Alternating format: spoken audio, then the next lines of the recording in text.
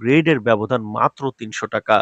কম ব্যবধান থাকা এসব গ্রেডগুলোকে ভেঙে সংখ্যা কমিয়ে আনা যায় কিনা এসব আলোচনা রয়েছে সংশ্লিষ্ট কমিশনে। তো দর্শক, ভিডিওটির এই মুহূর্ত পর্যন্ত যারা দেখছেন, চ্যানেলটি সাবস্ক্রাইব করে ভিডিওটি কন্টিনিউ করুন। পরবর্তীতে নবম পে স্কেল এবং মহার্ঘ ভাতার সকল আপডেট সবার আগে পেতে।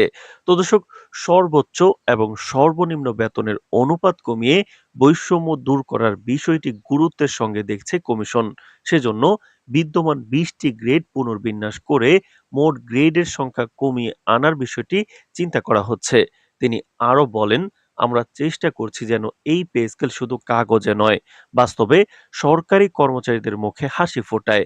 নতুন পে স্কেল বাস্তবায়ন হলে প্রায় ১৫ লক্ষ সরকারি ও আধা সরকারি কর্মকর্তা কর্মচারী এর সুফল পাবেন।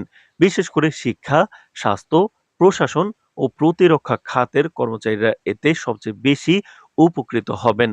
অর্থ উপদেষ্টা জানান, আমরা দীর্ঘদিন ধরে মাঠ পর্যায়ের কর্মচারীদের মতামত সংগ্রহ করেছি। এই পে স্কেল তাদের বাস্তব জীবনযাত্রার প্রতিফলন। তিনি আশাবাদ ব্যক্ত করেন যে এই সিদ্ধান্তে সরকারি কর্মচারীদের মধ্যে নতুন উদ্দীপনা সৃষ্টি হবে এবং প্রশাসনিক কাজের প্রতি গতি আরো বাড়বে।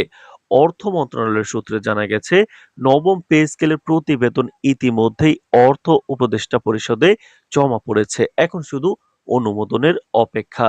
অনুমোদন মিললেই নতুন পে স্কেল কার্যকর হবে ধাপে ধাপে, সম্ভবত আগামী জানুয়ারি থেকেই। চাকরিজীবীদের মধ্যে ইতিমধ্যেই নতুন বেতন কাঠামো নিয়ে উৎসাহ ও প্রত্যাশার সৃষ্টি হয়েছে। অনেকে বলছেন, এই সিদ্ধান্ত বাস্তবায়িত হলে দীর্ঘদিন আর্থিক সংকট কিছুটা হলেও লাঘব হবে। তো দর্শক, নবম পে স্কেলের পরবর্তী সকল আপডেট সবার আগে আপনার কাছে পৌঁছে দিব আমরা। সুতরাং চ্যানেলটি সাবস্ক্রাইব করে রাখুন। আজ এ পর্যন্তই, ধন্যবাদ।